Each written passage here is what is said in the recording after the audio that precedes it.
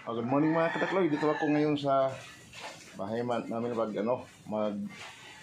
mag-mix ako ng mga matabang lupa para sa ilagay ko sa aking din sa mga tanim, mga gulay. Ito ang mga lupa nga i-mix ko. Ito siya. Yan. Yan sa planggana. Yan. Ron. Mga matabang lupa yan. Pinili ko. Mga matabang lupa. Yan siya. Ito naman, ano to? Chicken manure to siya. Ipot. Ito sa ipot. Kaya ito naman siya, huling, mga abo. No? Mga abo to siya. Kaya ito naman siya, buhangin. Yung mga pino nga buhangin. Yan siya. Ito, lalim. Ngayon, ito sila lahat. Paghalo-haloin ko to sa i-mix ko sa papalahin ko i-mix para ang lahat ng mga klaseng panghalo ito nandiyan lang magkalat, isang kalat lang sila. Ito ang gagawin kong pangpataba sa garden. Tundo pa na to. Taniman ng mga kasi yung itatanim ko doon meron na akong yung alugbate, mustasa, at saka sibuyas, bawang, at saka meron din akong tanim Spanish kale at saka Chinese kale at saka yung Chinese spinach. Yan siya. At saka mayroon mga bell pepper. Ito siya. Ito siyang itatanim ko to. Ito ang bell pepper to siya. Ito ang iluloyin ko ngayon. Yung seedling ko. Ito naman ang sibuyas. Ito ang itanim ng sibuyas. At saka itong Chinese spinach. Ito siya. Ito. Chinese spinach. At saka ito naman siya. Mustasa. Ito. Ito ang mustasa. Saka ito naman siya ang carrots. Ito. Carrots ito siya. Ito Chinese kale ito. Itong galing to sa nabili namin sa Shopee. Ito siya. Itong lahat ng mga seedling ko, pang seedling ito siya. Ngayon maganda ko mag-umpisa na ako sa pag-mix sa lupa. Ito siya. Ito ang una kong yung seedling nga yung sibuyas to siya na nasira kaya magdagdag ko ng seedling ngayon. Ito siya lahat, i-mix ko to sa lahat. So kadakloy, umpisahan ko na to pag-mix ng lupa. Ang unahin ko pag lagay ito yung itong lupa muna ito. Itong lupa.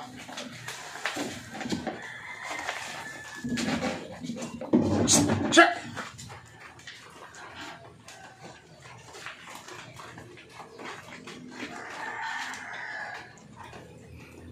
Okay, magkaragla. Ito naman ang sunod ang itong uling. Itong silbong pagsaling.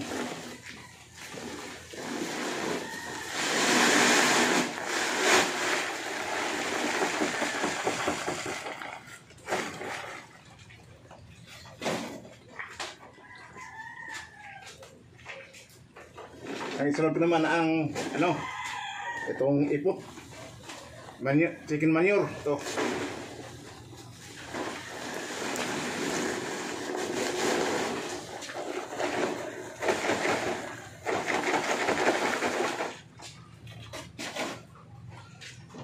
Tapos itong buhangin, pino nga buhangin.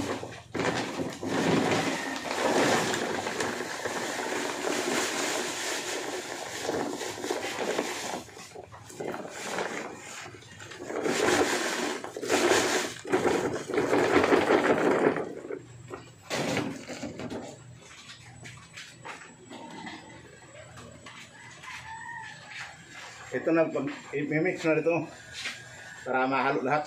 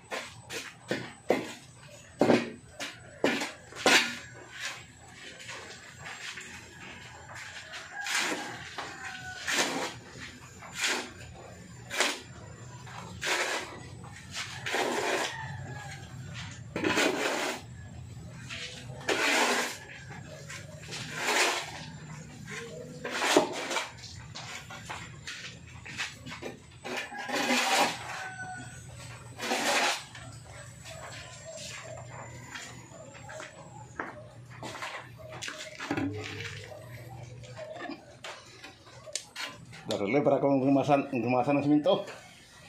Ito, magandang umaga sa inyo lahat ng mga subscriber ko viewers. Ito ako, nagmamasa ako ng lupa, mga matabang lupa para sa garden. Ito ako nag-mimik ko pa ito. Ngayon kadakloy, tapos lang pag-mix sa lupa ko. Ito. Tapos nag-mix, ako na nilagay sa sako. Pagkatapos ito, dadalhin mo ito sa garden ko sa kabila. Ilagay ko doon sa sako muna to kasi yung sako ko muna.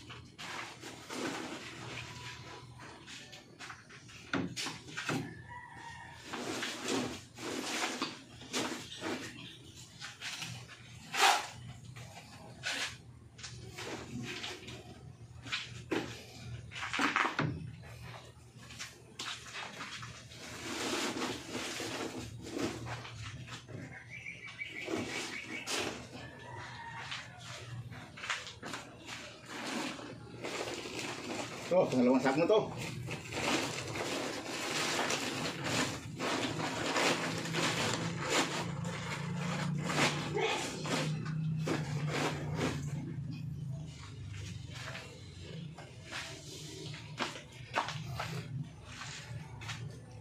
Siguro about ito mga 10 sako. Mga namisong lupa, mga mataba. Pang ano talaga to? Pang gulay. Ito, magdagloy, malapit na matapos, magdagloy. Ito na, last lang to.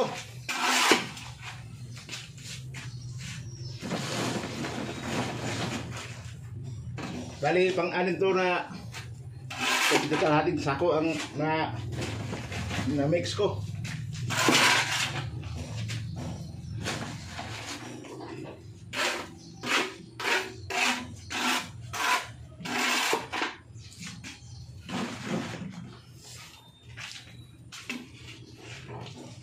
Okay, magandang umaga sa inyo lahat dyan mga subscriber ko viewers. Ito, tapos na ang mix. Ngayon, ang gagawin mo sunod dito, magsidling na ko ng pitsay saka bell pepper. ang isidling ko. So, pag sunod to, ito na yung sunod. So, nakadakli, mag-umpisa na ako pag sidling nito sa mga patanim ko. Yung bell pepper at saka sibuyas at saka ano, yung may ano pa, karos pa rito. Yung mga spinach at saka Chinese kale, hindi naman ito pwede iloyong kasi direct yun, direct. Ito ngayon ang iloyong ko, ito. Itong tatlo, lagyan ko itong tatlo. Ayan. Yan siya.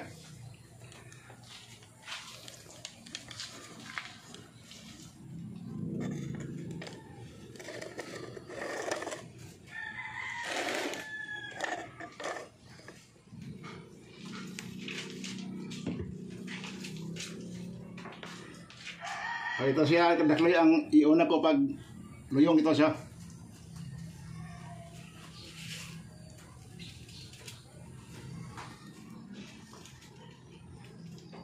Yung bell pepper ito, itong liso nyo. Ito ay kumang dito sa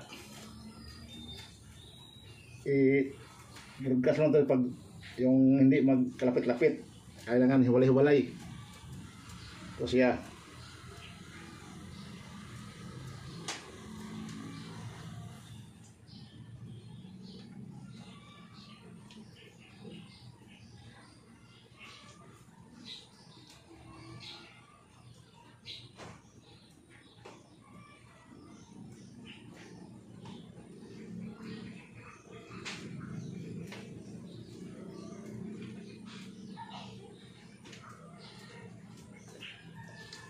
Ayan. Pagkatapos ito dakloy ng ano, nakalagay na lahat, lagyan mo ng takpan ng lupa para hindi makain ng mga langgam. Kailangan takpan mo. Yung walang makikita.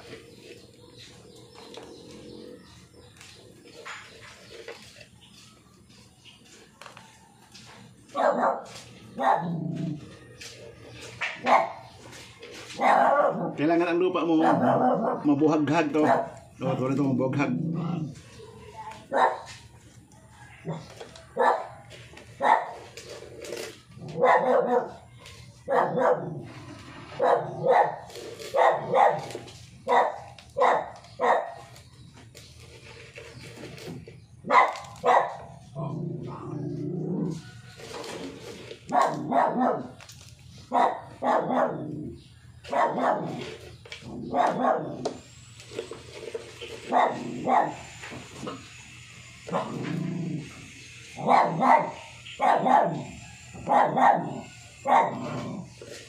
Okay lang, tapos na ang paglagay sa lupa, takpan na lahat. Kailangan idiin ng kunti para hindi lutang ang mga buto. Pag abot ng mga 25 days to, pwede na ito i-transplant po sa garden. Kasi ang pag 25 days, pwede nang ilipat po sa garden. Pagkatapos ng ano, ididiin mo kunti ito, lagyan mo ng tubig, basakin ng tubig.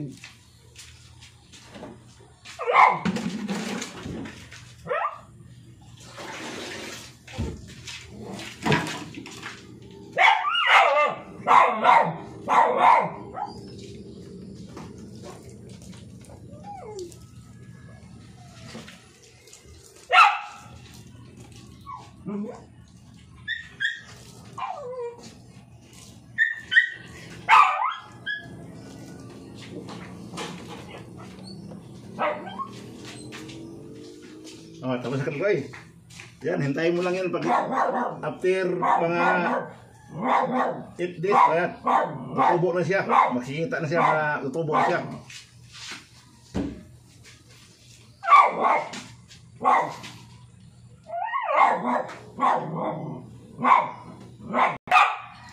Ngayon kadakloy, ito na naman ang isunod ko, yung sibuyas. Sibuyas naman ito, ang mga buto ng sibuyas.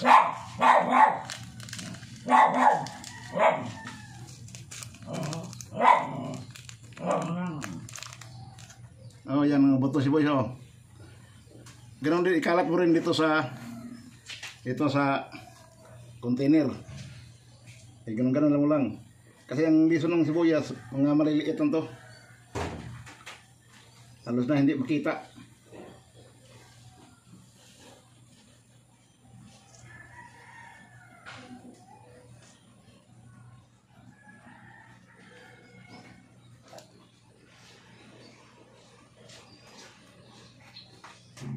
Yan. Pagkatapos, ganoon din, takpan din natin ng lupa para hindi makakainin ng mga insekto.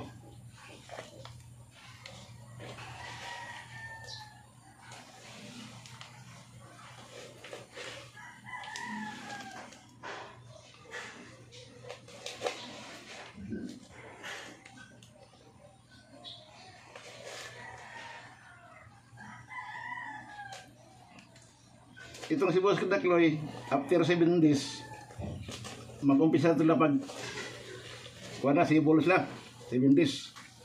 Pero i-transplant mo 30 days, 25 days to 30 days, pwede na i-transplant ang sibuyas.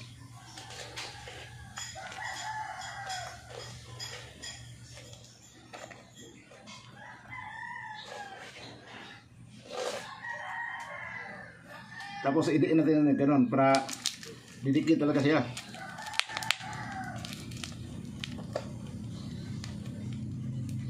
Tapos lagyan natin ng tubig.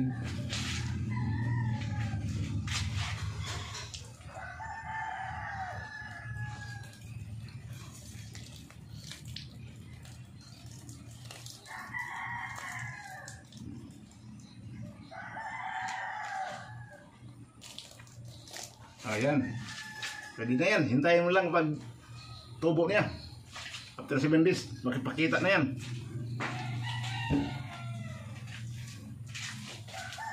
Pero kailangan sa isang linggo, pagka diligyan mo ng tubig sa loob ng isang linggo.